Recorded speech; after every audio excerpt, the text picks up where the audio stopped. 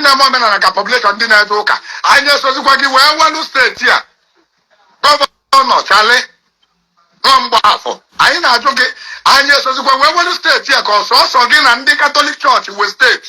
Let us put this thing straight. Let us know. Ọ bụ na anyị esorozi wee welu ka anyị kwala ọba aka anyị. Ka anyị ma na anyị bụ nwata a na-emegbu emegbu dịka otu esi wee kọla anyị akụkọ ifo. Agwaghị na o nwere nwa na-emegbu emegbu, nwa apụtalụ n'ọma agụ, nwa apụtalụ n'ukwu ụdala. Ka anyị ma na anyị bụ nwa mmegbu. Na na-emegbu anyị emegbu na steeti anyị so wee welu. Steeti anyị so wee welu ka a kpapụrụ anyị n'akwụ. Si na anyị esorozi wee welu. Ka ị manụ, ọ bụ na ị na-emegbu anyị emegbu, declare it. Ọ bụ na anyị agba nkịtị, it is yes to us. When we listen to hear from you and you did not say anything, your silence means yes to us. That you now. Nmiri Eweilo Ọkalakwụ. The only mistake governor of Anambra State mere bụ by ikwu na Anambra State is a Christian state. Anambra State belong to no religion. Onwe religion nwe Anambra State. We didn't accept that statement. But all the other decisions governor of Anambra State na-take concerning ndị Dibia na ndị Ezenwanyi, anyị mere accept 100%. Anyị mere accept. O nwere inu ndị be anyị na-atụ. Ha sị na ọ chụpụrụ onwe n'ụgbọ, ya bịakọ na kwuo na ụgbọ eruteghe. Ndị Dibia Anambra State na ndị Ezenwanyi Anambra State ji aka ha chụpụ onwe ha n'ụgbọ. Unu nwa ji aka unu chụpụ onwe unu n'ụgbọ. Nmiri Eweilo, let me start from you.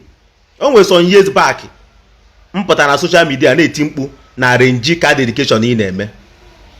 Ije na mechanic workshop, wee tonye van totag moto a na-arụ na mechanic workshop, ebute na your shrine ị na-dedicate. Mpụta mgbe a na-eti mkpu na-asị gị Nmiri Eweilo ha ka iji, Nmiri Eweilo ha ka iji. Ịpụta na dị na-esiri ime ịpụta ịkpọwa m iyi. Nmiri Eweilo onye na-akpọkọrọ our youth jee na mmiri egokọrọ coke na fanta una na-eporutu our water. Isi na-eme ritual, na eme sacrifice ka ha wee bute ike. Ị na-akọrọ ha 2 million 5 ish. Ị narịa mmadụ 10 wele ego eje na-alụ hotel.